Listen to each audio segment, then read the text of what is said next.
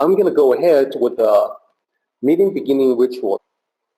起立，面向佛堂，参加三鞠躬、一鞠躬、再鞠躬、三鞠躬，参加各位点传是一鞠躬，开班一鞠躬，请坐下。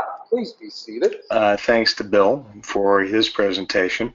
And yet again, we merge. Bill's subject matter is in perfect harmony and complement to mine, which I've chosen to call the Tao of the Unseen today. And in keeping with that, we will be talking about the Jing, Qi, and Shen.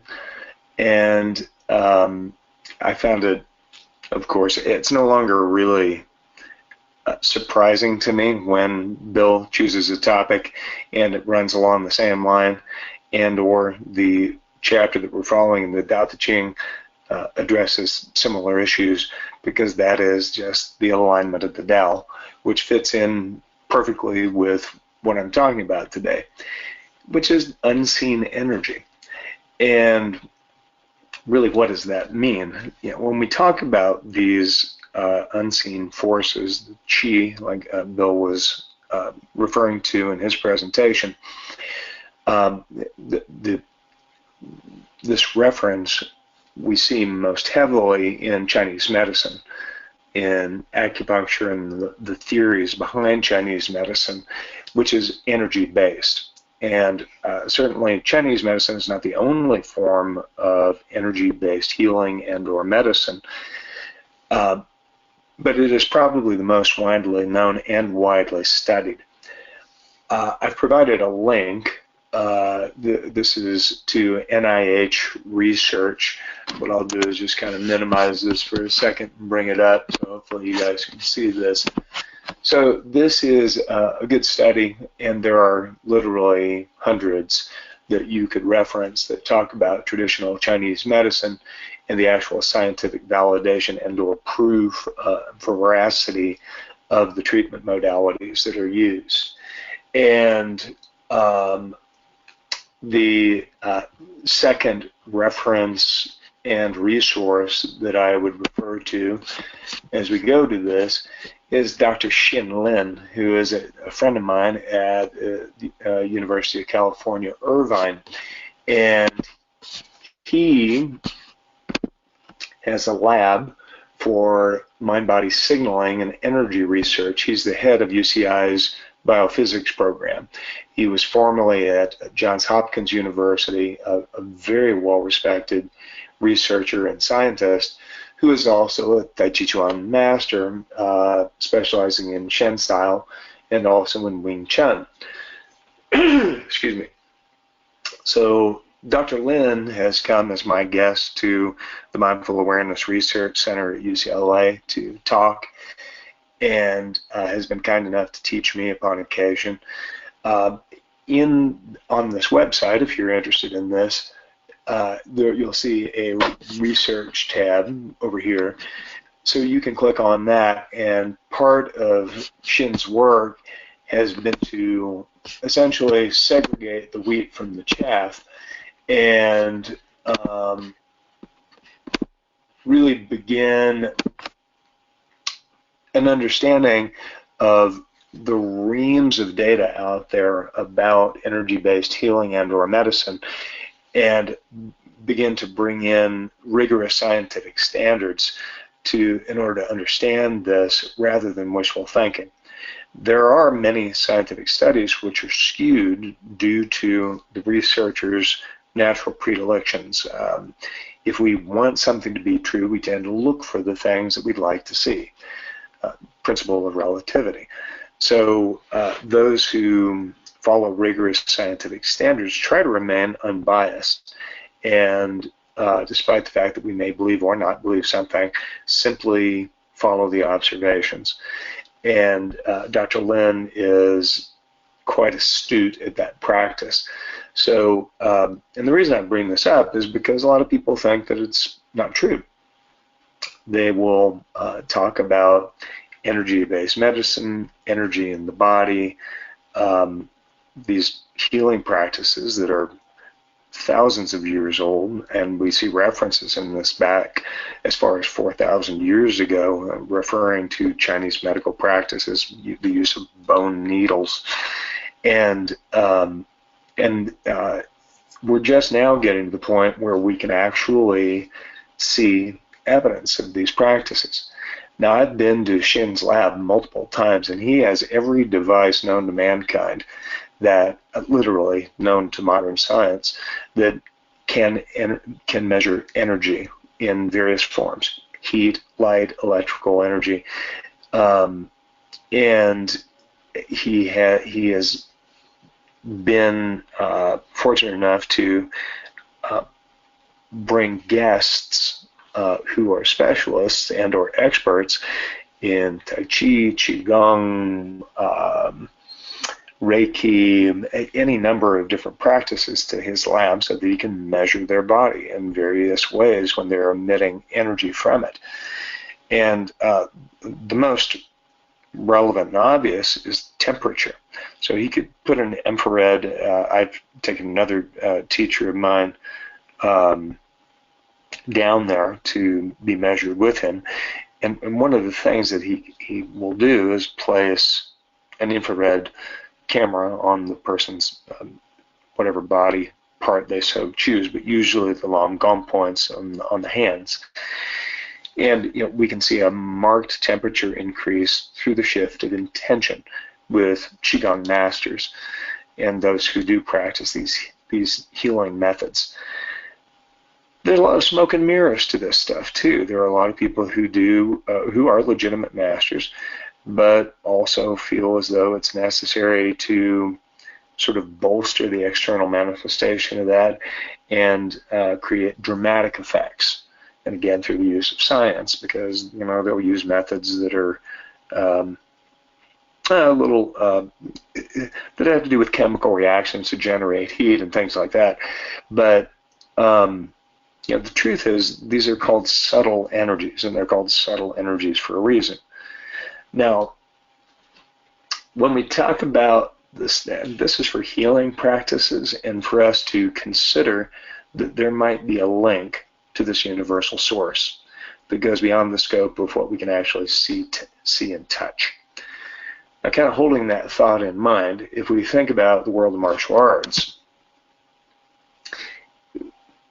Bill talked about these terms that we see in Chinese medicine and the practice of the energy of flowing with the Tao. So Jing, the original essence, something that we come through with heredity. We have a certain amount of that that's finite, and we can shore it up so that we can increase our longevity, but it's kind of what we have. The Qi is the energy, and it is considered heaven Qi, earth Qi, and life Qi, and that as we align ourselves with the energy of heaven and earth, that as we synchronize that, being a live organism, that being part of nature, that we will live a more harmonious life, and that our body will function harmoniously if we align ourselves with that energy that's very natural. And then the Shen, the spirit, the intention. I was offered by one of my teachers an analogy of a candle. And the candle, the Jing, would be the wax itself, which is a finite supply. The Qi is like the flame, the energy of the candle. And the Shen is like the light that is emitted from the flame. So I always found that to be quite a useful analogy when we talk about this in terms of the human body and how that energy may be either in us or emitted from us.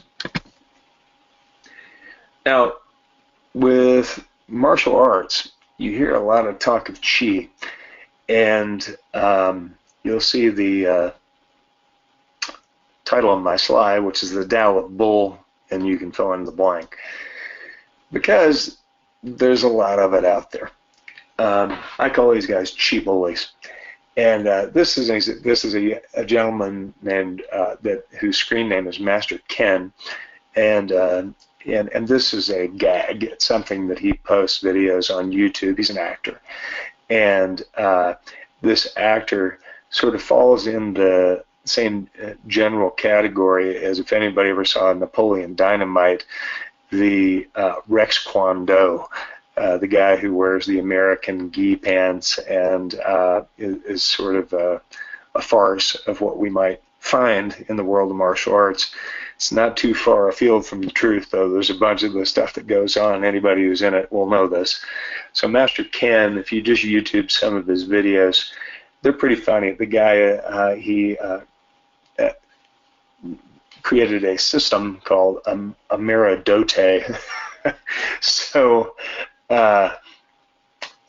it's quite comical, and intentionally so.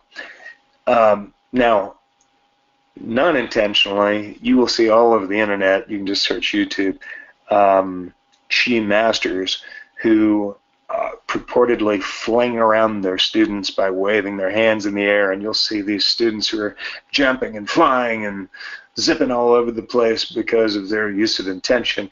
And then you'll see a few examples of where you have, one of these masters who has kind of a issue of self hypnosis, almost considered all this nonsense that they preach to be true, to where they'll go and be challenged by some guy who's a boxer or an MMA fighter or something like that, and then they'll challenge them. So you can guess the inevitable outcome most of the time with this is that they will, try to emit chi. The guy will walk up and just punch him in the face. Now, does that refute the fact that there is chi or that it exists? My personal experience is no. And also I have other personal experiences that most people who really are legitimate practitioners don't feel a need to stick it all over YouTube.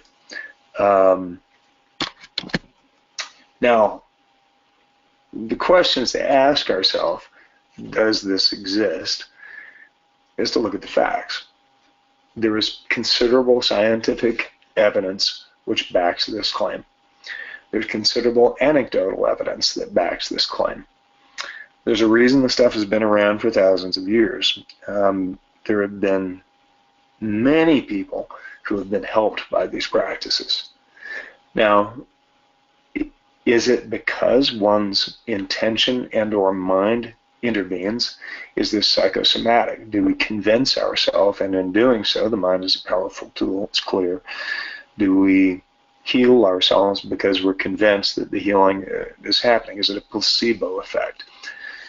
Well, I think that the majority of the evidence indicates that it's a combination of the two. That you have to have a positive mind state in order to facilitate healing, and that there is a connection to an external energy. There is something from outside of us that can intervene and aid in the process of our healing. And it would make sense that there was, if we think that there's something that can heal us or something that could potentially hurt us as well. I'm going to tell you about an experience I had with a gentleman probably about 20 years ago. This gentleman's name is Shoto Tanomura. I had studied with him and with one of his students extensively. His student, Chadwick Ninge, is a former special operations soldier who was in some of the first insertion teams in Vietnam. So this guy, I know him well, and he is not prone to wishful thinking. He's been in live combat, a lot of it, and knows the difference between wishful thinking and practicality. So he studied with Master Tanomura. Master Tanomura is a practitioner of Ninpo Taijutsu. Now, ninjutsu is one of the subcategories of these arts, and there is no art which has more bull, flying than that of ninjutsu. because the ninja, with the ninja movies in the 1970s, there was a lot of hokey pokey stuff going on in that whole world, and a lot of practitioners that are questionable at best. So what that came from was the samurai battle arts. And ninjutsu was a subcategory that had to do with infiltration and espionage, no more nor less. And in that day, these guys were the assassins. So this lineage has continued, and there are two primary practitioners now, Hatsumi and Tanemura. And I was able to study with Tanemura pretty extensively. And part of this is the use of chi, use of energy. I had two experiences with the guy that I cannot explain, and I'm a pretty practical guy. I used to fight professionally in Muay Thai, and I fought in a bunch of other stuff too, full contact karate and all that. So again, I kind of know what works and what doesn't. And first experience I had was that we were training with Master Tanemura in the dojo, and he demonstrated a technique, and someone performed a sword thrust at him, and he pivoted away, much in the same way Bill described his son had pivoted away from the kick, and he threw a guy, but he gave him sort of an extra bonus slap. He nailed him on the back as he was going by and threw the fella. Well, the guy had a hard time breathing. When he hit the deck, it wasn't because he landed really hard on the mat. It was because of the placement of the blow, which was near the mid-back. And so the guy, I mean, literally could not breathe correctly. And so Master Tanemura went over to him and started, sort of performing some exercises to help him to be able to breathe. So about 2 or 3 hours went by, and it was time to break for, I guess it was lunch. So we went into the changing room, pulled off our gis, and when I looked at the guy's back, there was a red handprint on the guy's back from where he was whacked that had an outline that was like a sunburn. And I had no reason to lie to you about this. This was 3 hours later. So if you slap somebody in the back, sure, there's going to be blood that will rise to the surface of the capillaries and will create an outline for a period of time, but it goes away within about 15, 20 minutes. It doesn't stay with you like a sunburn, and the thing stayed on the guy for the next 3 days. So that would be what I would first offer as an indication that there's something there going on that is a bit different. And the second experience is my personal experience, where I asked Tanemura Sensei to demonstrate, what would he do about a common attack. And so being a Thai boxer, I said, okay, so low line round kick, defense. And so he just kind of looked at me and grunted and said, and motioned toward me. And I could see Sensei Chadwick in the background kind of putting his head in his hands like, oh man, he did not ask him to do that. And so he motioned to me to go ahead and throw the kick at him.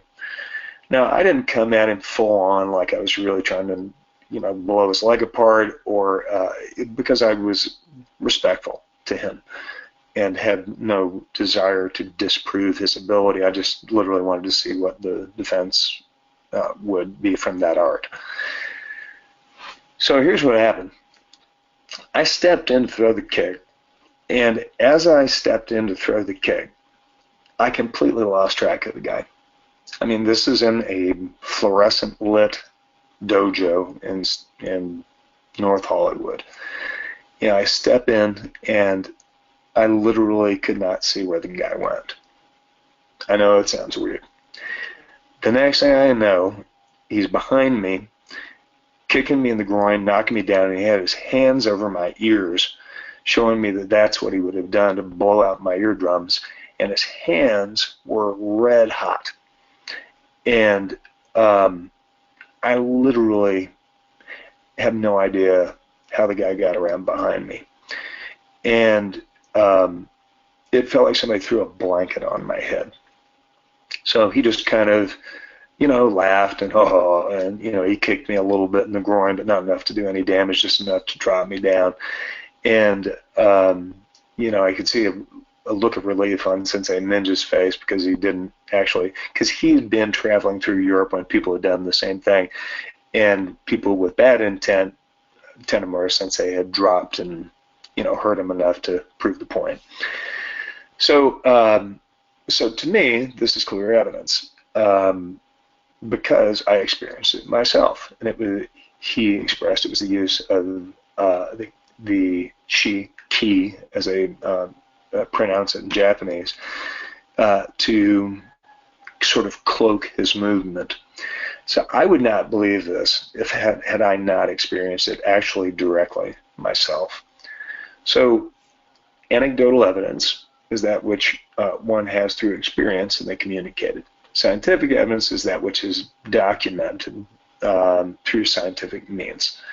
I would just suggest that both of these things are in abundance, and to investigate for yourself. Now, if we kind of look further into this, and what does this mean in terms of ramifications? If we look at quantum physics, many of the hypotheses now have really proposed that our universe is comprised primarily of consciousness, not hard matter. And you'll see many articles about dark matter and the theories that are proposed about that, and that this is a foundational element of our universe. So is it reasonable to assume that this stuff that the universe is made up of is the same stuff that we're made up of? I think on a molecular level, it's pretty clear that we are. We had a nanotechnologist come in and talk to us at our research center, and he said that they were mapping the cellular surfaces, and what they do is essentially drop in a microscopic needle, and it maps the cell surface for healthy and sick cells, so they can begin to differentiate between them and start to learn what makes a healthy cell and a sick cell.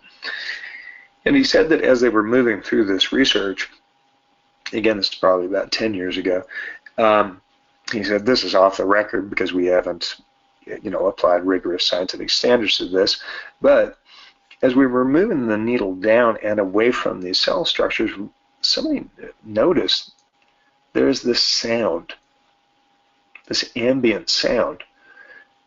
What is that? And so they began to investigate, and they began to discover that there is a sonic vibration coming from cells. And it differs based on the health and configuration of the cell.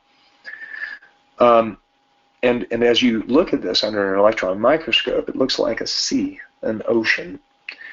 And he hypothesized that perhaps this is what connects the cells. It's how they communicate to one another, because we know they communicate to one another, but we still don't really know how.